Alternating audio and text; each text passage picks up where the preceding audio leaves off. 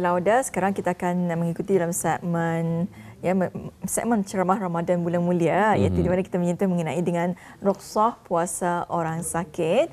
Jadi alhamdulillah pagi ini kita telah pun menjemput tetamu undangan kita. Jadi kita terus saja perkenalkan bersama dengan kita di studio pagi ini, iaitu bersama dengan Yang Mulia Ustaz Pengiran Haji Ridwan bin Pengiran Haji Badaruddin. Ya, Assalamualaikum Ustaz Pengiran. Waalaikumsalam warahmatullahi wabarakatuh. Alhamdulillah, syukur. Selamat menunaikan ibadah puasa juga ya. Selamat untuk Ustaz puasa. Ya, alhamdulillah tajuk kita pada pagi ini Intan ya, dan juga Ustaz. Ya. Saya ingin belajar. Jadi sebutannya tadi kata Ustaz rukhsah. Okey. Rukhsah. Puasa orang sakit. Baik. Tanpa berpanjang lebar.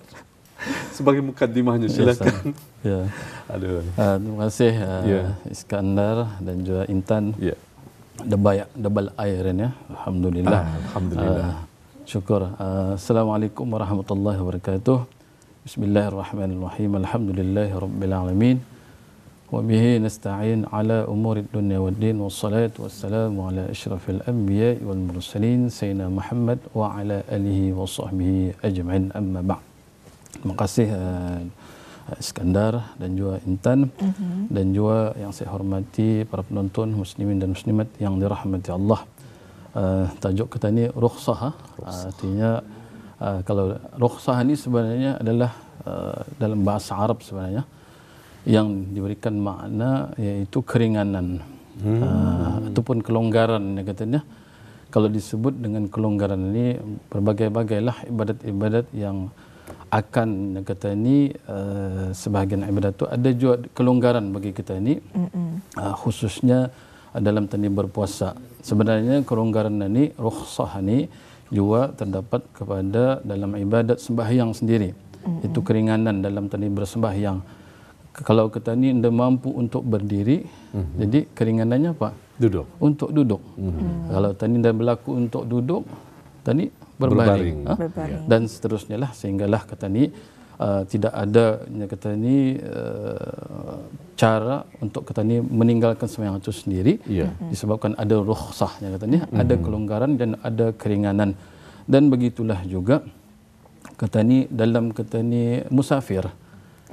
Dalam musafir pun sama juga. Kata ni ada kelonggaran dalam kata ni beribadat, contohnya dalam kata ni bersembahyang. Katanya ada sembahyang jamak takdim, ada katanya ada sembahyang jamak takhir, dan juga katanya ada sembahyang qasarnya katanya. Jadi di sana tu katanya melihat rukhsah itu sebenarnya adalah kelonggaran. Sama saya pengertiannya tu. Iya, sama saja.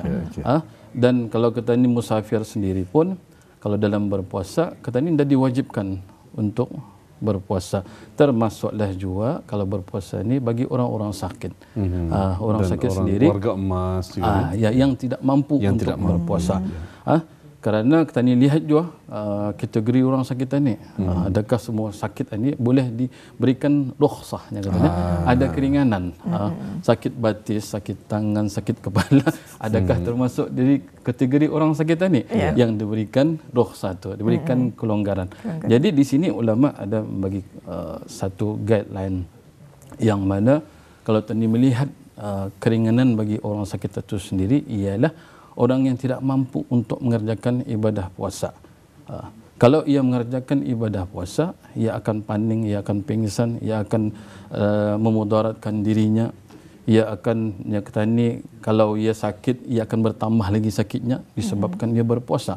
Jadi tidak mampu. Dan juga bagi warga emas yang sudah memang cukup yang kata umur uzur dan kata ni pun tahu ia ada macam mesti memerlukan kata ni drip apa tu, memerlukan anak tu, jadi tidak mampu untuk berpuasa. Jadi di sini kita ni melihat kategori orang sakit itu, tadi lihat juga mestinya kalau sakit mata pun boleh boleh juga kalau kata ni diberikan keringanan, ataupun sakit batis, sakit gigi ke apa. Kalau sakit gigi pun kalau kata ni kan sungkai pun dia dapat juga. Dia dapat makan juga. Dapat makan. Tapi Ustaz, kalau tiba-tiba orang itu tiba-tiba dalam pertengahan dia berpuasa, ia tiba-tiba indasiuman disebabkan sesuatu perkara yang dapat dielakkan. Jadi macam mana kedudukannya tu? Apakah ianya diberikan rukhsah itu? Rukhsah juga. Ya. Okey. Tadi lihat kalau siumannya itu berpanjangan. Sehinggalah kata ni habislah waktu waktu puasa tu nya kata ni daripada fajar sadiq tu, daripada subuh tu sampailah ke maghrib tu. Jadi pertengahan tu ia dah siuman.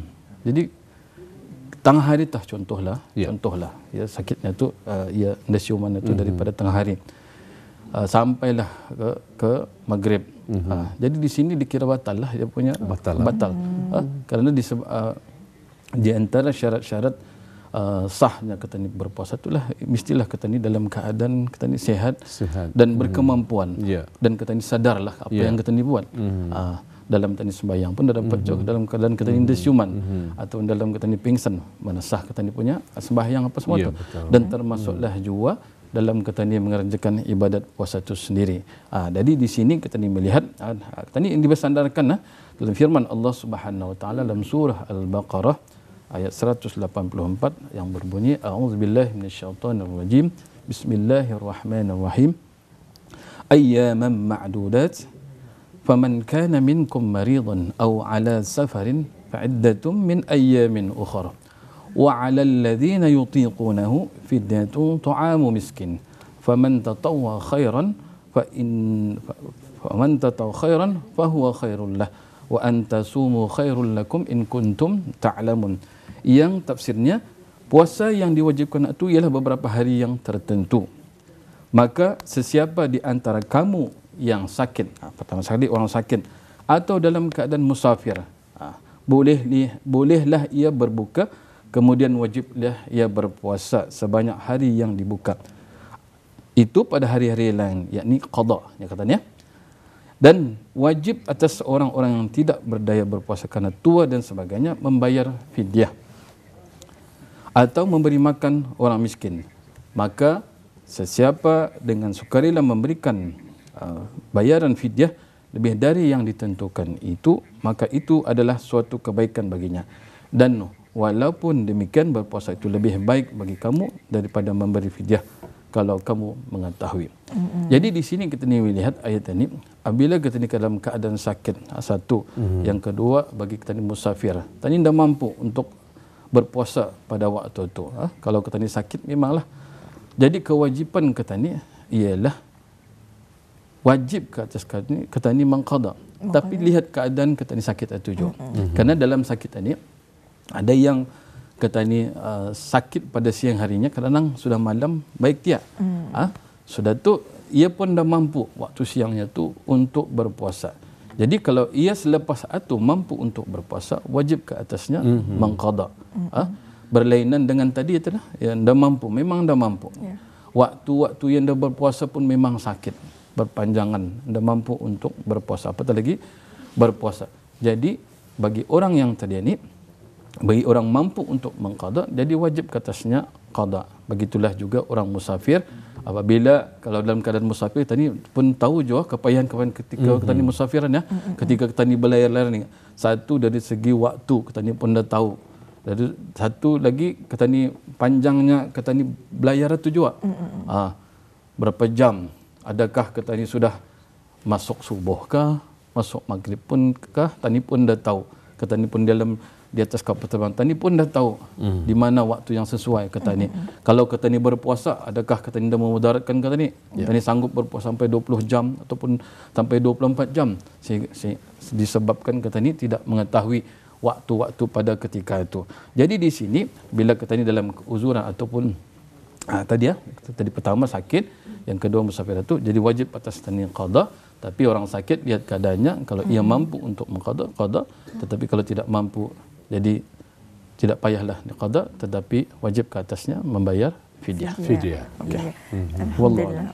Jadi Ustaz ini, Ustaz pengiranya, apa hukum orang sakit yang tidak sempat menghalalkan puasanya sehingga ia meninggal dunia ni? Okey. Mungkin boleh dijelaskan. Ini kalau kita ni melihat, kalau ia sudah orang sakit ini, ia ada dua keadaan. Ia satu keadaan masa ia sebelum ia meninggal itu, iaitu memang sakitlah, betul-betul sakitlah. Selepas Ramadan pun masih juga sakit berpanjangan. sehinggalah ia meninggal dunia dan tidak sempat untuk berbuat apa-apa, dan ketika itu bagi orang ini tidak wajiblah ke atasnya untuk mengqada, dan juga tidak wajiblah ke atas warisnya sendiri untuk mengqadakan puasanya. Dan juga tidak wajib ke atas warisnya juga untuk membayar fidyah. Tadi itu. Jadi orang yang sakit, jadi di luar waktu Ramadan pun masih sakit berpanjangan. Macam mana akan mengqada? Jadi ketika itu, jadi tidak wajib ke atas waris si mati itu yang meninggal itu untuk mengqadakan puasanya, dan juga tidak wajib ke atas waris juga untuk membayar fidyahnya. Itu keadaan pertama. Yang kedua iaitu orang yang meninggal ini sebelum ia meninggal, ia sakit itu macam on off-nya katanya. Ia sebenarnya mampu selepas ia di luar waktu Ramadan tu, ia memang mampu untuk berpuasa ataupun mengqada puasanya ketika ia berbuka ketika bulan Ramadan itu. Tetapi dilambat-lambatkan, disengajakan nantilah sehingga kan ajal menjemput ia, sehinggalah ia meninggal. Jadi di sini ada keadaan kedua ni, ada dua pendapat tanya. Yang pertama, pendapat pertama ialah wajib dikeluarkan daripada harta peninggalan yang meninggal tadi ya. Jadi warisnya wajib mengeluarkan harta daripada yang meninggal ini untuk membayar fidyah tadi, iaitu secupak. Kalau ia sehari, dibayar secupak sehari. Kalau ia 2 hari, dibayar 2 cupak. Kalau ia 3 hari, kalau 30 hari, jadi 30 cupak. Jadi semua itu pendapat yang pertama ni wajib ke atas ahli warisnya untuk membayar fidyah tersebut. Itu makanan asasi itu untuk setiap hari ditinggalkan, dan walinya kalau ia ada walinya yang masih ada kalangan anaknya apa tu, tidaklah wajib ke atasnya mengqada puasa orang tadi itu, tetapi cukuplah ia membayarkan fidyah bagi orang tersebut yang meninggal tadi itu. Jadi pendapat pertama. Pendapat kedua, Al-Imam Syafi'i, walinya boleh mengqadakan puasanya bagi orang yang meninggal tadi itu, tetapi bukanlah wajib. Tidak wajib bagi waris tadi itu untuk mengqadakan puasa si mati tadi itu. Bagi orang yang tadi ia mampu untuk mengqadakan ni, orang yang meninggal tadi ni, balik kepada cerita tadi itu, iaitu orang yang meninggal ni, ia sebelum ia meninggal tu ia memang mampu untuk mengqadanya. Jadi pendapat kedua ni ialah boleh ahli warisnya mengqadakan puasanya, tetapi tidak dihukumkan wajib. Kalau ia suka mengqada, qada. Kalau tidak. Dan wali boleh memilih sama ada mengqadakannya ataupun membayarkan fidyahnya. Jadi ia boleh memilih, tapi tidak menjadi satu kewajipan. Tidak menjadi kewajipan. Jadi pendapat ini adalah paling yang sahih di sisi Imam Nawawi dan ulama-ulama dalam mazhab Syafi'i yang mengkaji pendapat Imam Syafi'i ini, kerana terdapat banyak hadis-hadis berhubung masalah ini yang berkaitan dengan masalah ini. Di antaranya ialah sebagaimana sabda Rasulullah sallallahu alaihi wasallam, man mata wa alaihi siyam sama anhu waliyuh. Maksudnya, sesiapa yang meninggal dan ke atasnya puasa yang belum yang diqada, maka bolehlah walinya berpuasa ganti daripada dirinya. Jadi kita ni melihat sini mereka yang mengqada puasa semati boleh terdiri daripada ahli keluarga.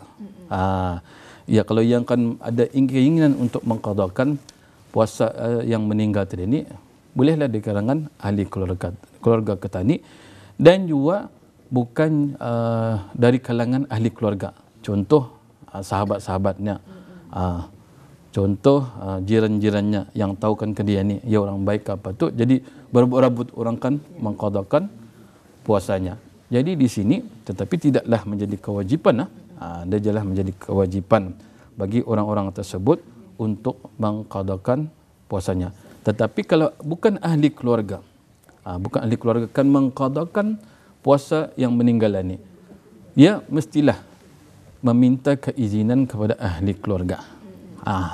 Macam anaknya dia mau mengqadakan, bininya pun dia mau mengqadakan, ataupun bapaknya dia mau mengqadakan, tetapi orang lain kan mau mengqadakannya. Contohnya sahabatnya ataupun jiran-jirannya yang mahu mengqadakan puasanya.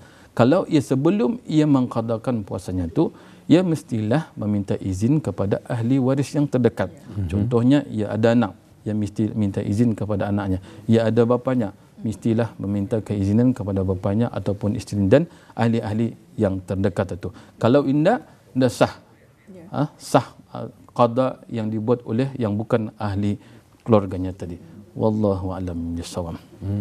Alhamdulillah ya, itu sedikit penjelasannya mengenai dengan hukum ya apabila orang sakit yang tidak sempat mengadakan puasa sehingga ia meninggal dunia ya. Walaupun cukup jelas yang pun dijelaskannya oleh Ustaz Pengiran. Namun Ustaz masa kita ni mencemburi sebenarnya ya. Sebenarnya jadi baru kan manaskan enjin. Okey, nampak. Jadi mungkin sebelum kita ni mengakhiri ceramah kita, segmen ceramah Ramadan tadi pada pagi ini, Ustaz, mungkin ada yang ingin disampaikan sebagai huraian untuk mengenai dengan topik kita ni, rukhsah puasa orang sakit ini. Okey. Terima kasih. Mengenai dengan tadi kelonggaran ya. Jadi tadi melihat juga sakit katanya itu dari segi mana sebenarnya kelonggaran yang dibolehkan kepada orang-orang yang berpuasa, yang dibolehkan ia bersungkai itu. Jadi kita ni melihat juga kalau sakit-sakit sedikit pun kata ni kan sungkai saja-saja pun ia tu pun tidak dibolehkan. Jadi ada kalau kata ni dari segi sakit kata ni itu pun tadi mesti melihat daripada pandangan doktor itu sendiri juga. Adakah ia ni boleh berpuasa ataupun indah. Kalau ia berpuasa mungkin saja memudaratkan ia. Jadi itu sebenarnya tadi mesti perlu juga mengetahui tahap sakit katanya itu. Jangan bukan tadi saya saja kan untuk sakit sikit kata ni tidak akan melakukan ibadah puasa. Dan juga saya tambah di sini ialah bila kita ni dalam keadaan berpuasa ni juga kita ni perlu juga jaga kesihatan dari segi permakanan kita ni dari segi macam kata ni cara kata ni bersahur, cara kata ni bersungkai. Kadang-kadang itulah bila sudah bersahur itu macam manilah makanan tadi, dan juga bila kita ni bersungkai itu pun macam manilah keadaan kita ni sehingga kan kita ni mula-mulanya berlapar waktu siang sehingga kan sudah bersungkai kita ni membalasi, jadi penyakit pun datang. Penyakit apa tu? Kadang-kadang penyakit malas itulah satunya, malasnya untuk pergi untuk bertarawih katanya. Mulalah mengantuk, mulalah menguap apa itu ini. Jadi datang penyakit yang macam itu boleh mengganggu kata ni kekhusyukan dalam kata ni beribadat itu. Karena dalam kata ni beribadat itu tadi mesti badan itu dalam keadaan sehat ni kata ni, dalam kata ni bersedia. Kerana tadi kita tahu kalau sudah 23 rakaat itu 20 sembahyang tarawih, 3 sembahyang witir itu kadang-kadang mencuba kata ni dugaan tadi itu dalam mengantuk itulah. Kadang-kadang dia baca kalau lagi tak imam itu panjang-panjang lagi bacaannya. Lagi Allah ni apalagi sekarang dibacanya lepasan ni sekarang ya. Jadi mengganggu kekhusyukan dalam kata ni bersembahyang kalau kata ni dalam keadaan kata ni mengantuk. Jadi kita ni nasihatkan dalam kata ni tani tahu puasa itu sendiri adalah berikan kata ni kesihatan. Janganlah kata ni dalam berpuasa itu menambah kata ni penyakit kata ni disebabkan kata ni itu dalam kata ni bersahur dan juga dalam kata ni berbuka puasa itu adalah berlebihan. Jadi kita ni perlu elakkan. Wallahu a'lam bissawab. Okey, baik. Alhamdulillah. Saya bapa terima kasih. Kita cuma kepada Yang Mulia Ustaz Pengira Haji Ridwan bin Pengira Haji Madiruddin penceramah ya, itu penolong pegawai ya. Penolong pegawai agama Pusat Dakwah Islamiyah. Terima kasih Ustaz. Sama-sama.